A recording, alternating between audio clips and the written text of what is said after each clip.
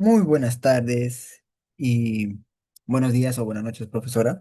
Eh, este video analizaré si la reforma agraria implementada en el Perú durante el gobierno de finales de gobierno de Belaúnde Terry y gobierno de Juan Velasco Alvarado, fue beneficiosa o no para el país. Pero antes comencemos que Velasco Alvarado asume la presidencia del Perú tras el golpe de Estado el 3 de octubre de 1968 en contra del presidente Fernando Belón de Terry. Y a su vez también es derrocado el 29 de agosto de 1975 por Francisco Morales Bermúdez tras un golpe de Estado en Tacna. Ahora, la reforma agraria realizada en el Perú entre el gobierno de Velasco Alvarado, la tierra es para quien la trabaja. Es una frase que más opiniones genera cuando se habla de, digamos, de la historia del país. Trujillo y Nabovic 2025 sostiene que este proceso impulsó la participación campesina y fortaleció las organizaciones rurales. Muchas familias tuvieron la posibilidad de acceder a nuevas tierras que antes estaban concentradas en pocas manos. Por ejemplo, los grandes latifundios, los grandes hacendados, los rurales, grandes familias que en ese momento controlaban el monopolio del azúcar, lo controlaban de los vinos, entre otros.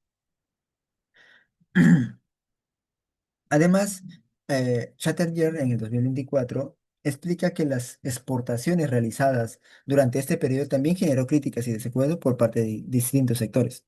Algunas personas consideran que la reforma ayudó a disminuir la desigualdad que existen desde hace muchos años atrás.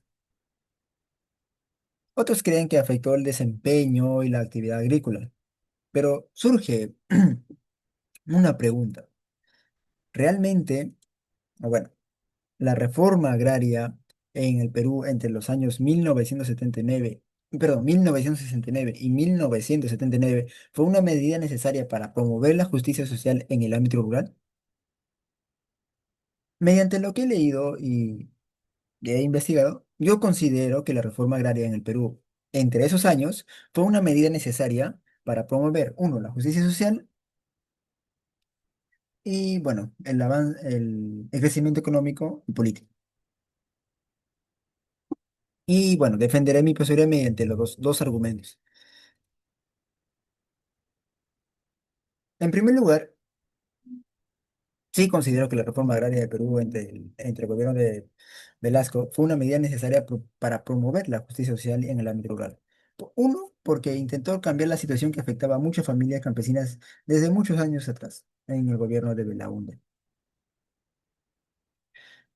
El mismo Trujillo Inabovic en el 2025 afirma que la reforma agraria fortaleció las organizaciones campesinas y cambió las relaciones tradicionales de poder.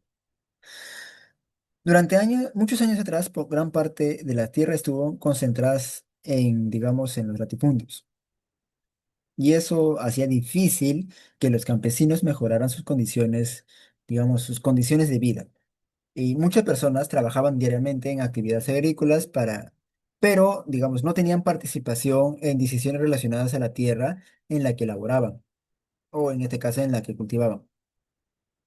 La reforma buscó que estos grupos tuvieran mayores oportunidades y participación más activa dentro de los espacios productivos. Quispe hasta el 2026 sostiene que las políticas posteriores a 1968 fueron ampliar la participación social y este proceso ayudó al campesinado digamos, al campesinado fuera parte más se encuentran dentro de los diferentes ámbitos del país. Claro que la reforma tuvo errores, tuvo limitaciones, pero representó un esfuerzo importante para reducir la desigualdad que existía.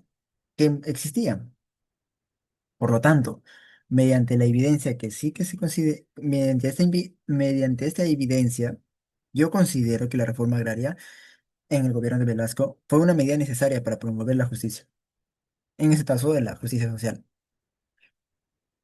Bueno, en segundo lugar, sí se considera que la reforma agraria en el Perú fue una medida necesaria. Social en el ámbito rural porque permitió a las comunidades rurales recibieran más atención antes que eran limitadas y también dicha por Sánchez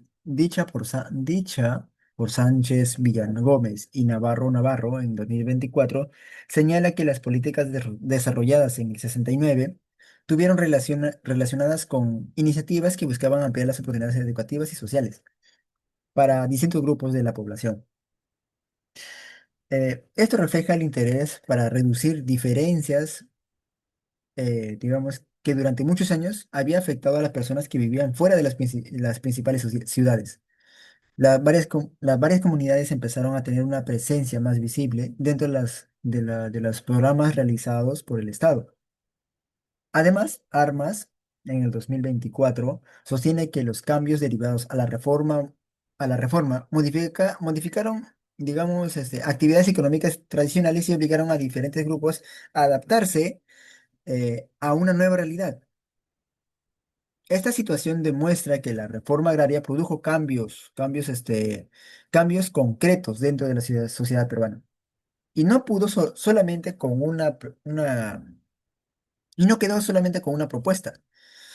Algunos resultados siguen siendo, digamos, discutidos por especialistas, pero por su impacto social.